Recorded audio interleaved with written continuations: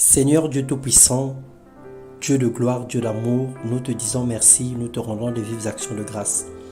Merci pour ton amour et ta fidélité, tu renouvelles tes bontés dans nos vies chaque jour. Nous voulons te glorifier pour ton pardon, nous voulons te glorifier pour ta grâce manifestée en notre faveur. Que tout l'honneur, la magnificence te reviennent ce matin dans le nom puissant de Jésus-Christ. Bonjour mon frère, bonjour ma sœur, que le Seigneur te bénisse, qu'il renouvelle en toi l'intelligence ce matin, qu'il t'accorde sa paix, qu'il t'accorde sa grâce et qu'il se souvienne de toi pour tous les sacrifices que tu fais à cause de son nom, pour ton entendement spirituel, pour ton attachement à lui, pour ta dévotion, pour tout ce que tu accomplis comme œuvre pour la gloire de Dieu. Ce matin, nous allons partager la parole de Dieu.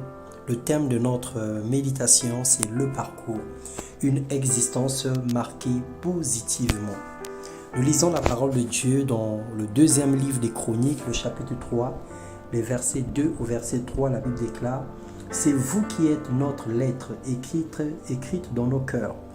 Connue et lue de tous les hommes, vous êtes manifestement une lettre de Christ. » Mon frère, ma soeur, durant notre parcours sur terre, peu importe le nombre d'années que le Seigneur nous accorde de vie, peu importe les circonstances de notre vie, peu importe les difficultés ou même les gloires que nous allons connaître sur cette terre, nous devons savoir une chose, c'est que nous sommes des lettres vivantes. Notre vie, nos vies sont des lettres.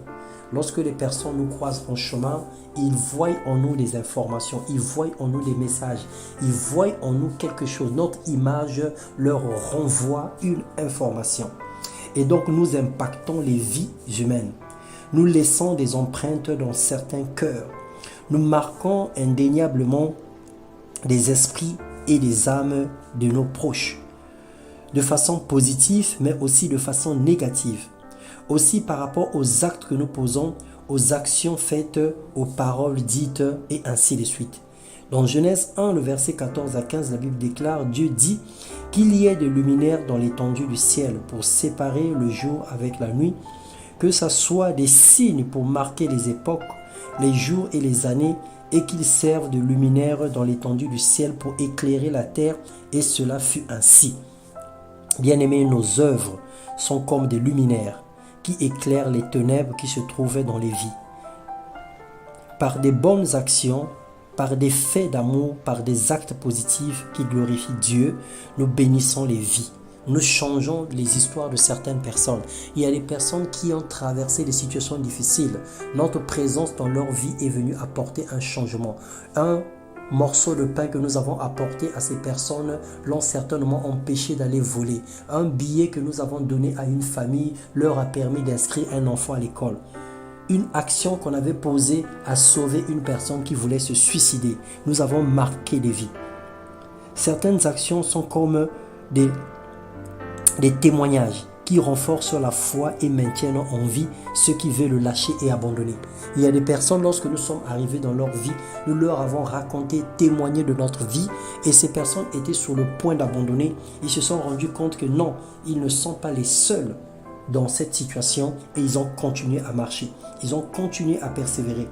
Mais lorsque nous agissons dans le mauvais sens, nos actions négatives, nos crimes et péchés également marquent les esprits faibles. Ceux qui lisent dans nos vies retiennent la peur, le manque d'amour, l'égoïsme, les calomnies, les médisances, éprouvent l'effroi et le dégoût de connaître Dieu. Parce qu'ils disent que mais celui-là il est chrétien, les actes qu'il est en train de poser, le comportement qu'il est en train de manifester, alors j'ai peur de devenir comme lui.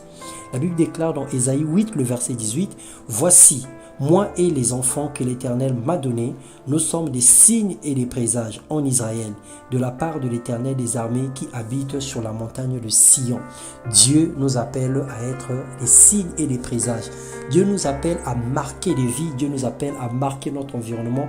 Dans tout milieu où nous allons nous trouver, notre présence doit marquer. Nous devons laisser une histoire. Nous devons laisser de l'impact. Nous devons laisser des marques indélébiles. On doit parler de nous de façon positive. Parce que nous avons eu une intelligence spirituelle, nous avons eu une sagesse pas possible, nous avons eu une obéissance qui a touché les cœurs des hommes et des femmes, nous avons eu un zèle qui a touché les hommes. Marchons dans la droiture bien-aimée et dans la justice pour impacter positivement ceux qui nous suivent, ceux qui nous lisent, ou ceux qui nous voient, ou encore ceux qui comptent sur nous comme des modèles.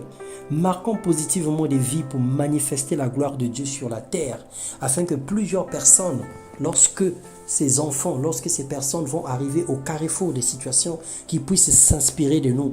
Aujourd'hui, lorsque nous prions, nous voulons avoir la patience de Job, nous voulons avoir le cœur de David, nous voulons avoir la force de Daniel. Nous demandons plein de choses parce que ces personnes ont marqué notre vie et nous voulons nous inspirer à eux. Mais nous sommes les signes et les présages de notre génération. Et nous également, nous devons impacter des vies, nous devons marquer des gens pour que la foi de plusieurs personnes puisse grandir au travers des actions que nous posons, au travers des initiatives que nous mettons en marche et en place.